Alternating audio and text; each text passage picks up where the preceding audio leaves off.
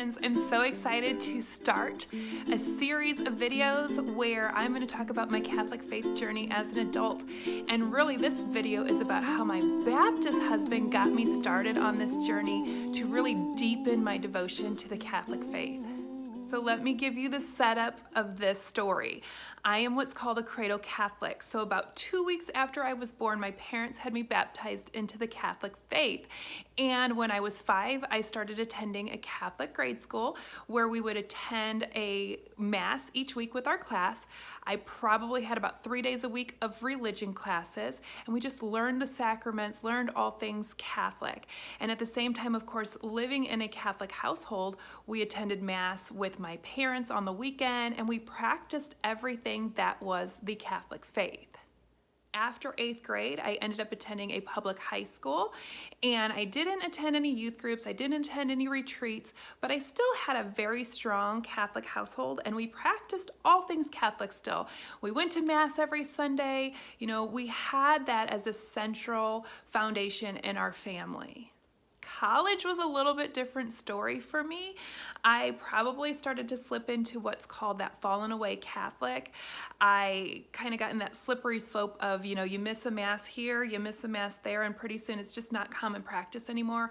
I was away at school. I never found a Newman Center on campus. I just didn't. And occasionally, you know, of course, when I come home and visit, I'd go to mass with my family. When I was home on break, it was just a no-brainer. That's just what we did. But when I was away, I just made the choice not to. I know that's not a great place to be in a faith journey, but that's just what it was for me at the time. Like I said, just that slippery slope and just falling more and more away because I wasn't in community with other people who were doing those things.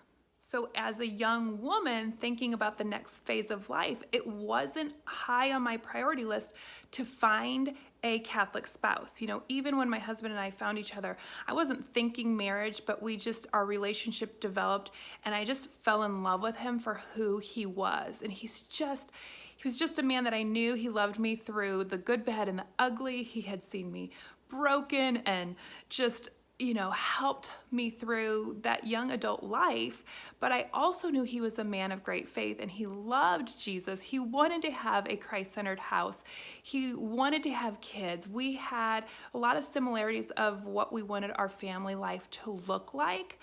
But he was Baptist and I'm Catholic, and so for me that was okay, and he accepted me for that, and he was okay with getting married in the Catholic Church.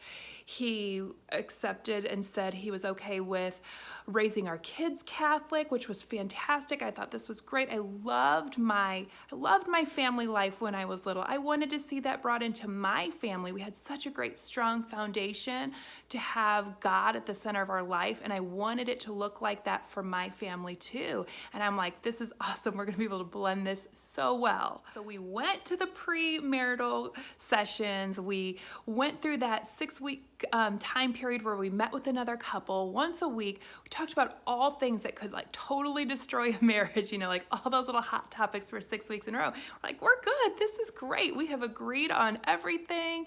We're gonna agree on raising the kids Catholic, and this is gonna be easy peasy. Well, little did I know that when the day actually came that we would start a family and have kids, he was going to start asking questions about this, which, you know, I'm laughing because I just assumed I knew what being Catholic meant, and I just assumed that he knew what this was going to look like too.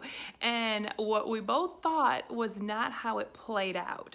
And he would, you know, he just wanted to know what was going on with our kids' faith formation, which is a wonderful, beautiful thing, of course. And so, you know, baptism time would come, and what Baptists believe and Catholic believe is different. So he just wanted to have a conversation to say, hey, what are we doing here? Can you explain this to me? And I could only explain it to him at the surface level of how I learned it. And so when I learned those things, I was a kid in Catholic grade school, you know, between the ages of 5 and 13. And what a kid can comprehend then is way different from an adult. And while I loved my Catholic faith and I knew it in my heart, I couldn't kind of intertwine those things and explain the heart side of things and the tradition side of things to make sense for him.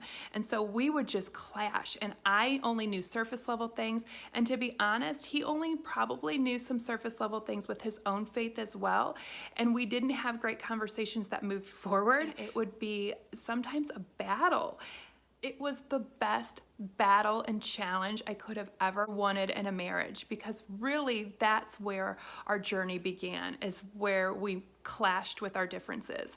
And it forced us to look deeper into our faith, both of us, and both sides of things. And so I went on this self-discovery, and it really made me realize I don't know as much about my faith. I don't know where I am in this journey, this spiritual journey, this faith journey, and I just want to deepen it for my own self so I can give that to my spouse, and so I can give that to my kids, and we can have a great foundation to build our lives on. One of the first things I did was I joined a Bible study. And this was really important for me because my husband, who is Baptist, would always ask me to point things out to him in the Bible. And even though Catholics read the Bible every Sunday through our liturgy of our Mass, it's every Sunday we read the Bible. And as a grade school, participant in a Catholic grade school, I did reports on the Gospels. I read these things, and yet I couldn't figure out or pinpoint where some of these things were that he was asking for. Of course, I started researching and learning, but as he started asking me more about biblical texts to support things that we were doing, I'm like, I want to learn this for my own self, so we can have conversations, and I can give that to my kids too, just digging into the Bible and being more aware and just really reading God's Word. So that was one of the first places I started with. Then I started to watch EWTN Journey Home. And Journey Home is a show about other denominations who end up converting to Catholicism, and their journey to becoming Catholic. And that helped me soften some of our conversations, because I could see the heart conversion, where when you just look at a list of rules of Catholicism, you're going, this is a rule, just read it and understand it, which is really hard for outside believers. And the Journey Home would help me see how the heart changed. And really, that was good for my own spiritual journey, but also helped me, like I said, soften those conversations that we were having that sometimes were such a big clash, because it was just a my rule, your rule, my rule, your rule. And it was just back and forth, rule, rule, rule. Well, my rule's smarter than your rule. And really, you'll never win that way. You'll never win just going head to head on, this is what I believe, this is what you believe. But when we could start talking about our faiths separately and together as a conversion of the heart, it just moved our progress so much forward, and it was just more loving. It was just more loving. So I really enjoyed those episodes of Journey Home. I mean, I've probably watched hundreds of them, and they're so good. And it just shows first of all, it validates that everybody's on their own spiritual journey. That, my husband, I'm on a journey. Every Catholic's on a different journey. Every non-Catholic's on a different journey. It's your own journey. And so it's okay. Just love where you are and just keep pursuing God. And that's what the most important thing is. Another thing I started doing was listening to RCIA classes on YouTube. I'd also listen to anything else I could find on YouTube, things that my husband would question me on or challenge me. He would ask, about Mary, the Pope, all these things that Baptists don't fully understand. Then I would just throw myself into some sort of study of it. I would read books and find YouTube videos. And really, the RCIA classes, the Rite of Catholic Initiation for Adults, that was so helpful, because they were speaking about our beliefs to adults. And like I said before, I had learned my Catholic faith as a kid between the ages of 5 and 13, and you can teach something on the surface level to a let's say a 7-year-old about First Holy Communion, but what that means as an adult and what that means as you deepen that love and devotion for your relationship. I mean, a 7-year-old kid cannot fully understand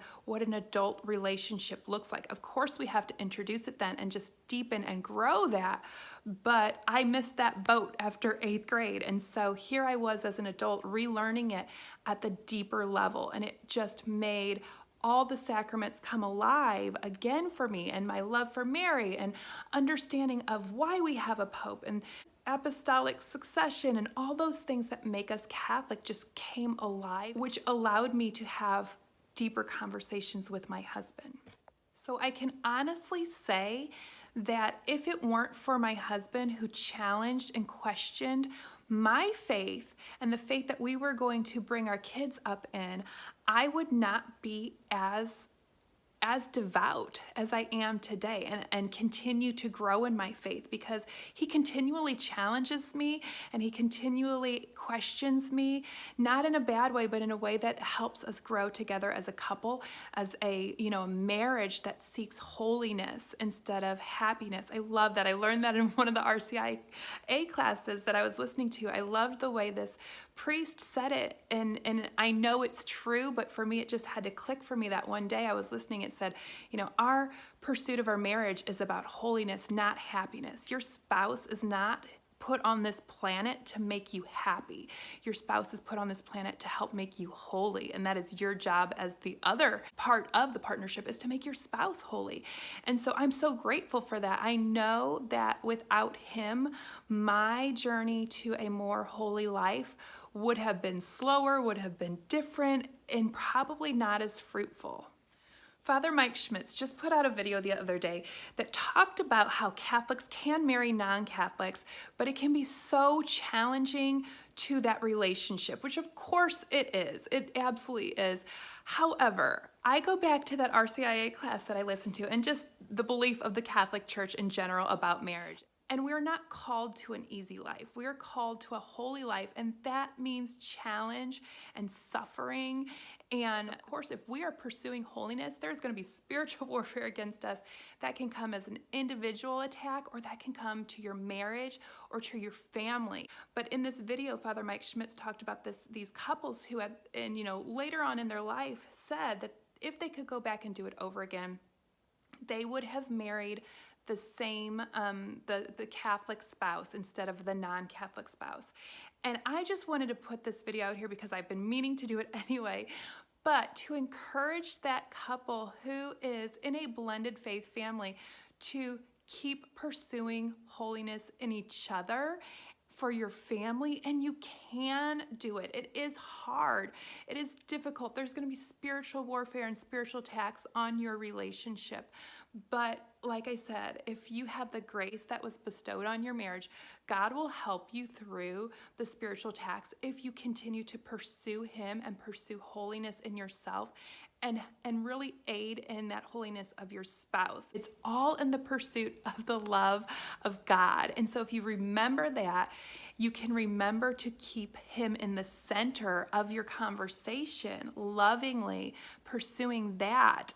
Then I know you can have a great marriage. I know there will be ups and downs, but I just wanted to put that in response to that video, because it really did hurt my heart. Because if 13 years into marriage now, almost 14 years, I can honestly say I'm so grateful to have a Baptist husband who has challenged me and has grown our faith so much, enriched our family so much. I would never think about going back to that day we got married and saying, wish it was a Catholic husband, because my journey is forever changed because of how he helps me pursue holiness daily. So I hope this encourages you.